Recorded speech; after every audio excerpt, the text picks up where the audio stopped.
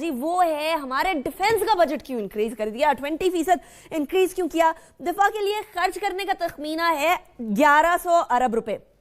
जरा इसको कंपेयर करिए, कर्जों के लिए और सूद के लिए खर्च करने के लिए जो रकम हमने रखी है वो डिफेंस बजट से कई ऊपर है। यानी 1620 अरब रुपए हमने कर्जों के लिए और सूद के लिए रखा है और 1100 अरब के ऊपर मसले हो रहे हैं कि डिफेंस के लिए क्यों रख दिया। जनरल साहब ये क्यों रख दिया जी डिफेंस के लिए 1100 अरब रुपए? ये तो पाकिस्तान को नुकसान हो गया। बहुत सारे लोग तो सोशल मीडिया पे ये लगे हुए हैं कहने। बिस्मिल्लाहिर्रहमानिर्रहीम। देखिए जी, जो भी लोग इसके बारे में बात करते हैं, पहली बात तो यह कि लाइल्मी की बुनियाद पे लोगों को बहुत ज्यादा या तो इल्म नहीं है या वो भी ऐसे भी अशखास हैं जो पाकिस्तान को दिफाई एतबार से कमजोर देखना चाहते हैं। दिफा के लिए यह बड़ा जरूरी है कि आप अपने जो जियोपॉलिटिकल एनवायरनमेंट है आपके मुल्क के आसपास, जैसे भारत है, अफगानिस्तान है, कोई भी कहीं मसला हल नहीं हो गया कि आप ये कहें कि जी आपके थ्रेट जो है वो कम हो चुकी है, लिहाजा आपको कुछ और बजट कम करना चाहिए। इसी तरह आप अफगानिस्तान के साथ मामला चूंकि ठीक नहीं हुए तो आप अभी वहां पे फेंस लगा रहे हैं, दिफाई काम बहुत सारा हो रहा है, जहां छोटे छोटे किले थोड़े थोड़े फासले पे बन रहे हैं ताकि आप बॉर्डर का पूरी तरह दिफा कर सकें और ये दहशतगर्दों का आना जाना रोका जा सके। तो खर्चे तो पहले से कहीं ज्यादा हैं और भारत का बजट हमसे कई गुना ज्यादा है, सो आपको वो भी ज़हन में रखना है। लेकिन दूसरी तरफ बजट ज्यादा नहीं हुआ, मेरे ख्याल में तो ये कुछ कम हुआ है। आप उसमें 2-3 फैक्टर्स देख लें। डिवैल्यूएशन का लगा लें, प्राइस एस्केलेशन का लगा लें कि कितनी बड़ी है, और जिन चीजों पे तनख्वाह और मदों में आपने इजाफा जो किया है वो इसी खर्चे में से पूरा होना है। पेंशन्स तो गवर्नमेंट अलग देती है, वो उसका इनसे वास्ता नहीं है, लेकिन बाकी चीजें इसमें इंक्लूसिव हैं।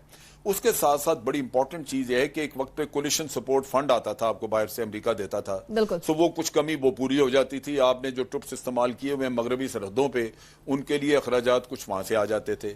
लेकिन अब ये सारा खर्चा आप अपने जेब से पूरा कर रहे हैं क्योंकि कोलिशन सपोर्ट फंड बंद हुआ और आपने कहा जी ठीक है बंद करना तो करें, लेकिन हम अपने नेशनल इंटरेस्ट जो है वो कुर्बान नहीं करेंगे। तो इन हालात में कौम को समझना चाहिए कि ये जो आपको थोड़ा बहुत इजाफा नजर आ रहा है ये तो उनके मुंह में जीरा है। हकीकतन आपके मसाइल इतने ज्यादा हैं कि इससे कहीं ज्यादा खर्च होना चाहिए था। अगर आपने दिफाई एतबार से आपने अपने आप को खड़ा करना है अपने एडवर्सरीज के सामने, तो इन हालात में एतराज करना तो कतन जायज ही नहीं है, बनता नहीं है। और ये जो सूरत हाल है ये डिमांड करती है कि बजट इससे कहीं बेहतर होता। सही। जो लोगों को एतराज करना चाहिए था वो ये है कि कर्जे उतारने की मद में 2200 अरब रुपया 2200 अरब मुख्तस किया गया है। इस हुकूमत ने 5 सालों में क्या किया है कि कर्जों पे इन्हिसार हमारा कम होता। जो चीजें मिर्जा साहब ने जिक्र की हैं वो सारी, क्या आपने अपना टैक्स कलेक्शन बेस बढ़ाया? 5 साल जाया कर दिया आपने इस काम में, कुछ नहीं किया।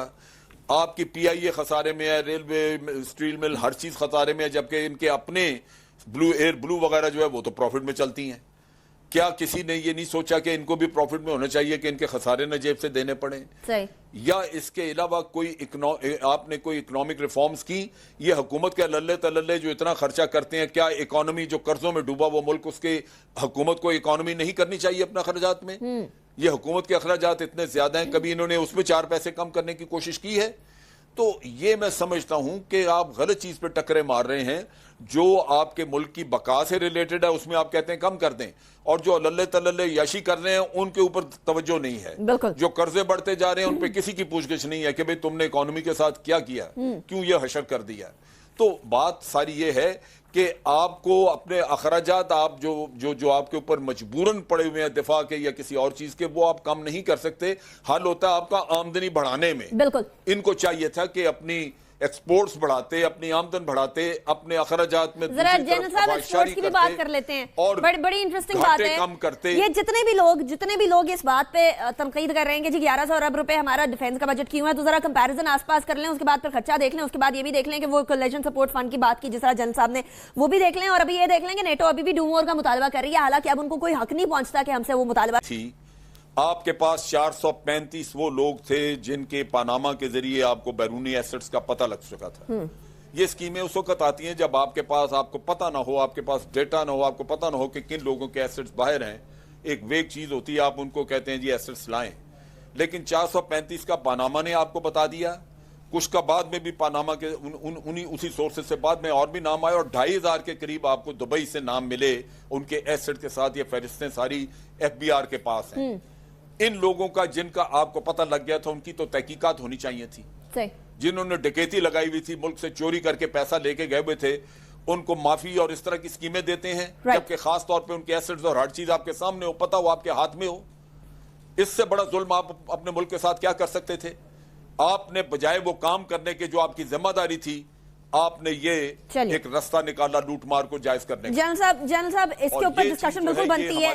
अनफॉर्चुनेटली मेरे पास वक्त खत्म हो गया। टैक्स नेट को इंक्रीज किया जाए उसके बजाय, सही है, लेकिन हालांकि ये दावे तो किए जा रहे हैं कि जो हम टैक्स नेट को इंक्रीज करने की कोशिश कर रहे हैं। मिर्जा साहब की तरफ मैं जाना चाहूंगी। मिर्जा साहब, कुछ ऐसी बेसिक नेसेसिटीज के ऊपर भी टैक्स इंक्रीज कर दिया है, जिसके बाद फिर वो सवाल उठता है कि आप क्या यहाँ मैल न्यूट्रिशन कम करने की कोशिश कर रहे हैं या बढ़ाने की कोशिश कर रहे हैं? पाकिस्तान के अंदर मिलावट वाला दूध मिलता है, बाहर से दूध जो मंगवाया जाएगा बच्चों का, उसके ऊपर भी टैक्स को इंक्रीज कर दिया है। तो कुछ चीजें ऐसी भी इंक्रीज कर दी हैं, टैक्स जिनके ऊपर इंक्रीज कर दिया है वो ऐसी हैं जो बड़ी बेसिक नेसेसिटीज हैं, जो स्पेशली हमारे आने वाली नस्लों के लिए बड़ी इंपॉर्टेंट है। तो आप किस तरह से देख रहे हैं? कहा जा रहा है अवाम फ्रेंडली बजट है, पब्लिक फ्रेंडली बजट है और बड़ा कोई अच्छा बजट है। स्पेशली मिफ्ता इस्माइल साहब की तरफ से तो यही दावे किए जा रहे हैं, हुकूमत की तरफ से भी यही दावे किए जा रहे हैं, लेकिन जब हुकूमत इसमें इंप्लीमेंट ही नहीं करा सकेगी तो फिर इस बजट का फायदा क्या?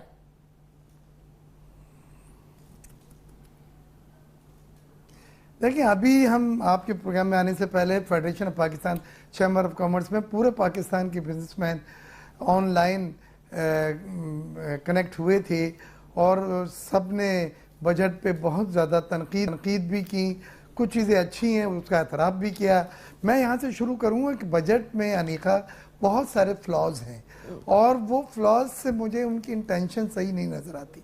पहली चीज़ तो यह है कि इसमें रेवेन्यू साइड की डिटेल दी नहीं है। इसमें बजट में रेवेन्यू साइड से मुराद कि इनकम आप इतने मराद दे रहे हैं, इतने टैक्सेस में छूट कर रहे हैं, ये जो शॉर्टफॉल आएगा इसको रिकवर करने के लिए आपने क्या मेजर्स ली, किन किन जराए से, किन किन सोर्सेज से आएगा, उसको हम रेवेन्यू साइड कहते हैं। रेवेन्यू साइड का कोई जिक्र नहीं है। पहली चीज, आपको एक मिसाल बताऊं, बड़ी दिलचस्प और हंसने वाली चीज है इस बजट में। इमेच्योर अप्रोच है।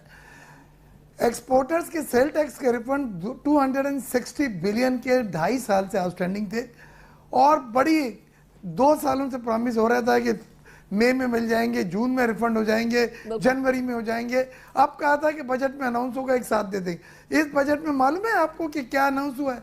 इस बजट में अनाउंस किया है कि जी नेक्स्ट 12 महीनों में 12 किस्तों में मंथली आने वाली हुकूमत जो 1 जुलाई से है वो देगी। ओ भाई, ये 2013 से आपकी हुकूमत को दिए हैं एक्सपोर्टर्स ने और ये पैसे रिफंड होने हैं। आप इसको रिफंड करेंगे या आप आने वाली हुकूमत को कहेंगे कि जी 1 साल में वो रिफंड कर देंगे? आप 1 जुलाई के बाद आपने उन पर डाल दिया। तो ये कभी मैंने किसी बजट में ऐसे नहीं देखी। अच्छा, अब जो मराद दी जा रही हैं मुझे तो हौलनाक किस्म की नजर आ रही है, क्योंकि इतने हेमरेज है, इतना रेवेन्यू लॉस है, मुझे नहीं समझ में आता कि कहीं से पूरा कर सकेंगे। आप एक बात गौर से जरा सुनिएगा। इन्होंने बजट का डेफिसिट, बजट का खसारा जिसको उर्दू में कहते हैं, 1800 अरब इन्होंने बताया है बिल्कुल कि ये कमी है बजट में अखराजात और आमदन में। उसके बाद इन्होंने 980 अरब रुपए जो सर्कुलर डेट हैं, जो देने हैं, उसके बारे में चुप। वो कहां से देंगे? अगर ये सब चीजें डालें आप, एक्सपोर्टर के 260 अरब रुपए, सर्कुलर डेट के 980 अरब रुपए और इस तरह की बहुत सारी चीजें जो इन्होंने लॉस मेकिंग ऑर्गेनाइजेशन गवर्नमेंट की, जो PI है, वापडा है, जो रेलवे है, 500 अरब रुपए सालाना लॉस है और चलता चला आ रहा है। ना इस बजट में उसके लिए कोई रेमिडियल मेजर्स बतलाए और ना मुझे इसका जो बजट डेफिसिट है उसमें ना सर्कुलर डेट नजर आ रहे हैं, ना एक्सपोर्टर के रिफंड नजर आ रहे हैं, ना लॉस मेकिंग ऑर्गेनाइजेशंस के जो 500 अरब के लॉस हैं वो अकाउंट फॉर करें। तो ये कहां से पे होंगे? तो मिर्जा साहब, ये यानी 980 अरब हो गए, उसके बाद 200 से ज्यादा और 200 से मैं कता कलामी के लिए माजरत चाहूंगी, लेकिन 980 अरब एक हो गए, 200 से ज्यादा 260 एक्सपोर्टर के हैं, 260 वो हो गए, तो ये हो गया तकरीबन हमारे पास 1240 अरब रुपए। इसके अलावा फिर आप उनकी बात कर रहे हैं जो लॉस मेकिंग ऑर्गेनाइजेशन है, तो ये तो 2000 अरब के करीब तो रुपए ये बन गए मिर्जा साहब, यानी वो 500 वो हो गए, तो इसको ऐड करें 1240 के अंदर तो ये 1740 अरब रुपए ये बन गए, 1.8 ट्रिलियन वो है। मुझे वो मैं आपका काम कर रहा हूं, मैं आपका काम करके लाया हूं अनीखा, मैं आपका काम करके लाया हूं। अच्छा, उसके बाद उन्होंने जो सैलरीज अभी कम करी हैं और जो स्लैब कम करें, 200 बिलियन की हिट वहां से लगी है, और कस्टम ड्यूटी, सेल टैक्स और इनकम टैक्स की सब्सिडीज दी है एफटीए को चाइना के साथ उसी पैक के प्रोजेक्ट में। ये सब अगर हम मिलाते हैं तो 4280 बिलियन जो 14% जीडीपी का बनता ये बनेगा। ये तो मुझे कंप्रीहेंड भी मैं नहीं कर सकता कि ये कहां से पे होंगे और इसको कहां अकाउंट फॉर आपने करा है, और डेफिसिट आपका कितना बढ़ जाएगा, वो डेफिसिट का टारगेट कैसे पूरा होगा, नोट छपेंगे, ये सब चीजें होती हैं। वेरी इंटरेस्टिंग मिर्जा साहब, मुझे ब्रेक की तरफ जाना है।